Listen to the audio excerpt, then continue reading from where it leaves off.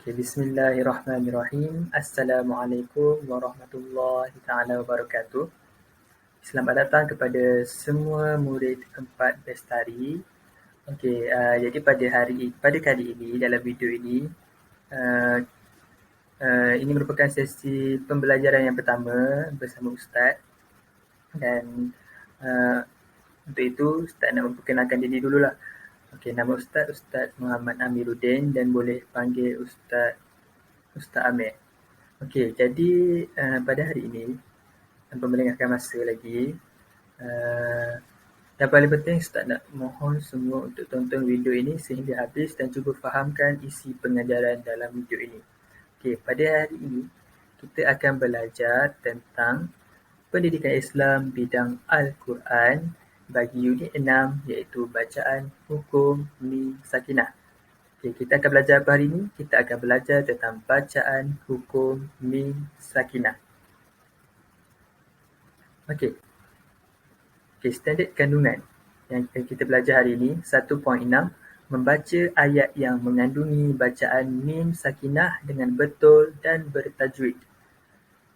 Okey, manakala untuk standard pembelajaran pula pada 1.6.1, mengenal pasti kalimah dan potongan ayat yang mengandungi bacaan izhar syafawi, ikhfa syafawi dan idgham mislain dengan betul. 1.6.2 membaca kalimah dan potongan ayat yang mengandungi bacaan izhar syafawi, ikhfa syafawi dan idgham mislain dengan betul dan bertajwid. Okey, jadi pada slide ni sekarang ni kita boleh tengok yang Ustaz highlightkan sikit, Ustaz gelapkan sikit tulisan bagi ikhfa syafawi. Harap semua murid boleh nampak. Okey, tujuan Ustaz highlight perkataan ikhfa syafawi tu adalah disebabkan hari ini kita akan belajar tentang hukum mim sakinah yang khusus untuk ikhfa syafawi. Tapi sebelum kita masuk ke dalam apakah itu hukum ikhfa syafawi, tapi kita kena kenal dulu apa itu mim sakinah. Okey, mim sakinah. Okey, sila perhatikan kedua-dua huruf di bawah ni.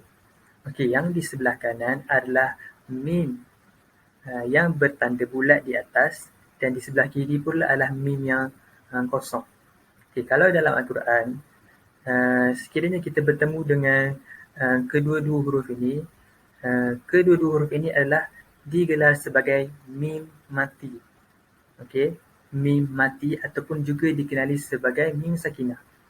Okey.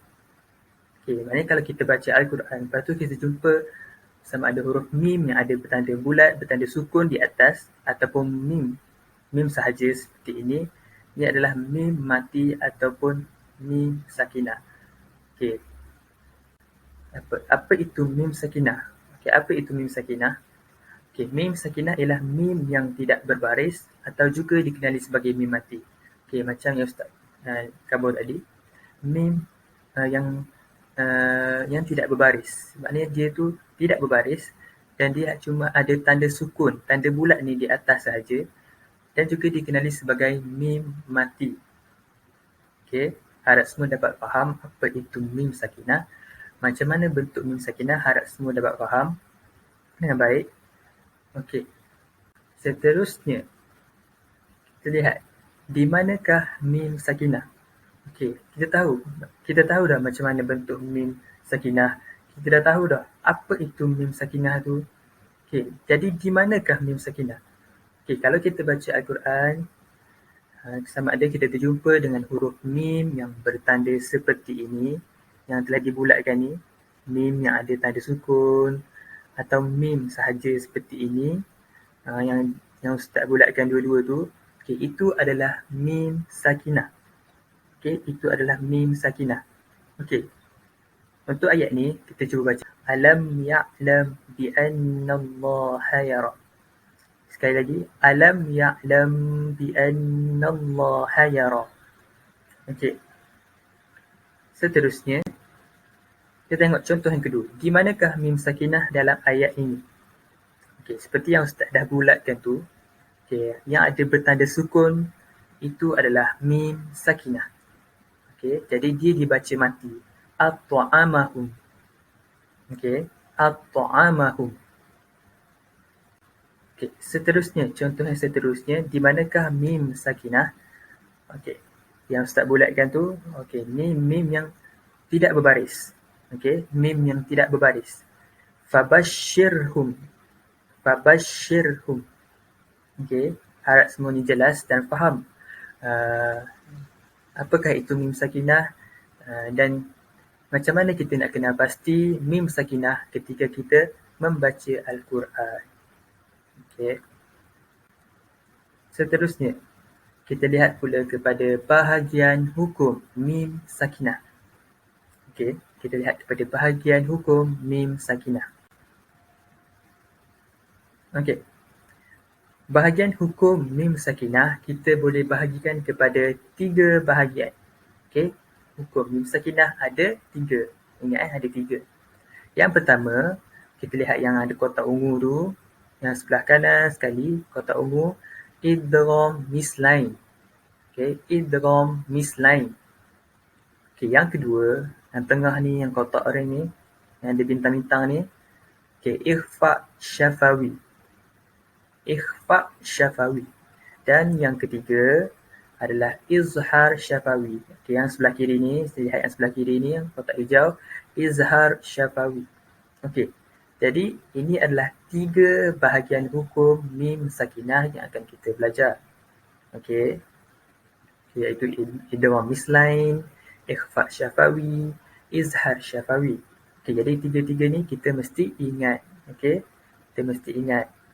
Okey, tapi hari ini seperti yang Ustaz dah beritahu tadi, hari ini kita akan belajar hukum mim sakinah bagi ikhfa syafawi. Okey, ikhfa syafawi.